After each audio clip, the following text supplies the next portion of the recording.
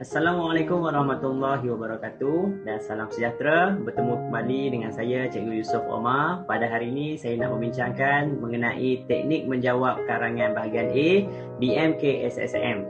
Jadi mari kita lihat ya. Baik, ini adalah perincian mengenai karangan bahagian A. Yang pertama, karangan respon terhad. Masa yang diperuntukkan adalah 30 minit dan markah yang diberikan adalah 30 markah.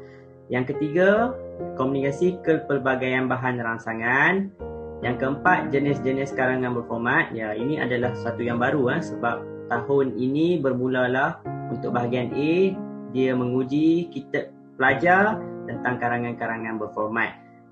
Yang kelima, ini penting jumlah patah perkataan antara 150 hingga 200 patah perkataan. Suka cikgu ingatkan di sini, kalau pelajar digalakkan mengikut arahan yang diberikan, jangan melebihi 200 patah perkataan. Dan yang keenam, mesti sentuh bahan-bahan yang diberikan.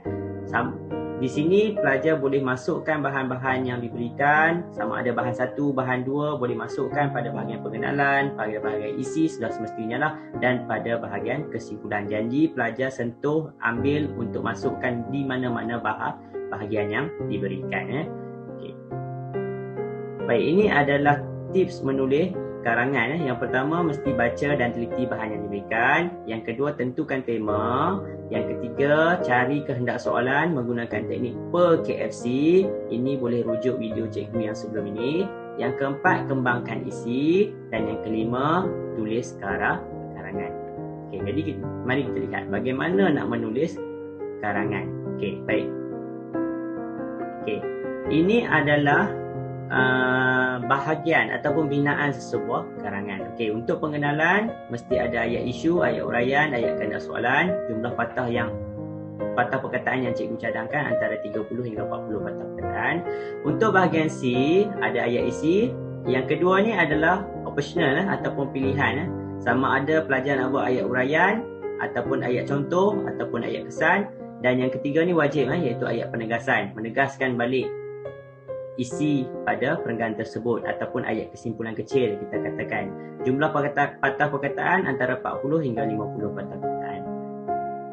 Perenggan yang terakhir adalah kesimpulan. Ini hanya perlu 2 ayat, iaitu ayat kesimpulan dan ayat cadangan. Jumlah patah perkataan yang dicadangkan adalah 20 hingga 30 patah perkataan. Jadi isi yang dicadangkan merujuk pada bahan, cikgu cadangkan sekurang-kurangnya pelajar buat 3 isi. Ini untuk karangan jenis rangsangan. Karangan berformat lain nanti cikgu akan bincangkan pada video yang seterusnya. Okey, baik, mari kita lihat bagaimana. Okey, ini adalah contoh soalan. Okey, contoh soalan yang akan diberikan. Okey, contoh bahagian A 30 markah, praktis 1, maklumat di bawah berkait dengan aktiviti derma darah dalam kehidupan masyarakat. Huraikan pendapat anda tentang aktiviti derma darah. Panjangnya huraian hendaklah antara 150, tekankan di sini, hingga 200 patah perkataan. Okey, ini dia bagi bahan yang pertama, dia bagi bahan yang kedua. Bahan pertama, bahan yang kedua. Jadi macam langkah yang cikgu terangkan sebentar tadi. Yang pertama, tajuk dan temanya kita dah analisis. Tajuk dan tema adalah aktiviti derma darah. Besarkan sikit. Okay, tajuk dan tema tadi adalah aktiviti derma darah. Okay, aktiviti derma darah, tajuk dan tema. Okey, selepas itu kita cari kehendak soalan menggunakan kaedah per KFC. Kita dapat yang pertama adalah faktor kehendak soalan. Yang pertama adalah faktor.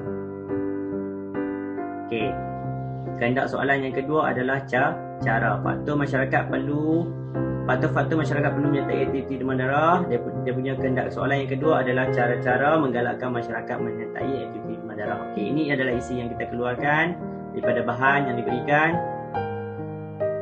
Menyelamatkan mangsa di penghujung nyawa, membantu pesakit denggi adalah faktor dia. Cara dia adalah kerajaan menganjurkan kempen jom derma darah. Okey, ini adalah karangan yang dicadangkan. Untuk pengenalan ada ayat isu, ayat uraian, ayat kehendak soalan. Okey, ini adalah huraiannya dan di sebelah ini adalah bilangan patah perkataannya. Untuk perenggan pengenalan 43 markah. Okey. Isi yang pertama, menyelamatkan mangsa di penghujung nyawa. Ini adalah uraiannya. Isi yang ketiga, membantu pesakit denggi. Isi yang kedua, minta maaf, ini adalah uraiannya. Okey, baik ya, di sini tengok cikgu buat untuk isi 1 ayat contoh.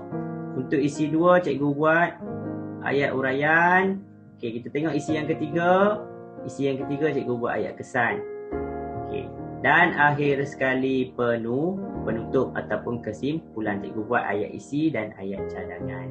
Jadi jumlah patah perkataan untuk karangan cikgu ini secara ringkasnya adalah 170 patah perkataan, iaitu tidak melebihi 200 patah perkataan.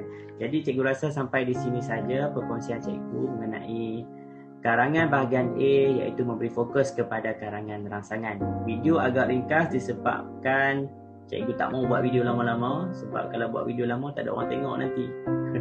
Okey, cikgu sudahi dengan wabillahi taufiq wal hidayah. Wassalamualaikum.